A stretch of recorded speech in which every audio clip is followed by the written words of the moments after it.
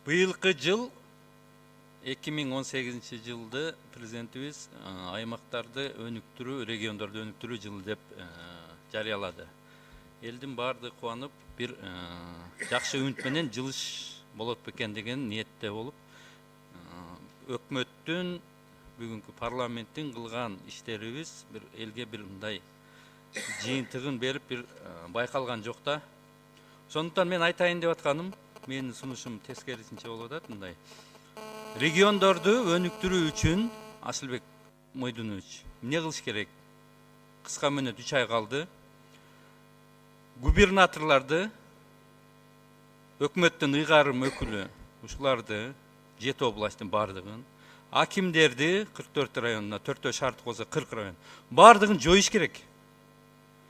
30 жылдан бери булар бизге бир мамлекетти алдыга жылдырган ордуна тескерисинче артка тартып келатышат.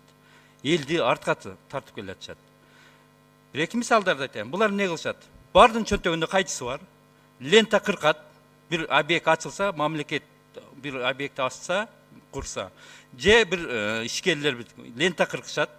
Чоңдорду тосуп узатышат. Бийликтин саясатын жүргүзүшөт шайлоодо. Элге каршы иштешет, бюджетке зыян келтирет. Анан булардын эң негизгиси өкмөткө каршы булар представление беришет. Ар бир өзүнүн районунда же областында булардын представлениясыз ишке алып же иштен ала албайт өкмөттүн министрликтери. Буларды бардыгын жоюш керек. 7 ыйгарым өкүлү менен 44-40 райондун 50 адамга 1,5 миң адам иш кылат. Буларды эмне кылабыз? Буларды кармап ушу күнгө чейин.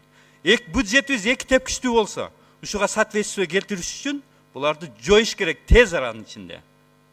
30 жылдан бери бизге булар майнап берген жок, акимдер менен губернаторлор.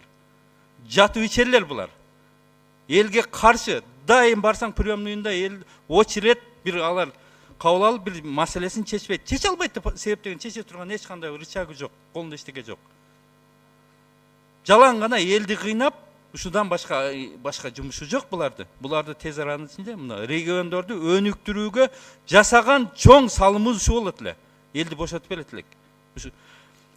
Премьер-министр түз иштесин айыл өкмөттөр менен. Айыл өкмөттөрдү укрепленияга барайлы, кошуп туруп региондордо айыл өкмөттөр менен премьер-министр түз иштесин болду.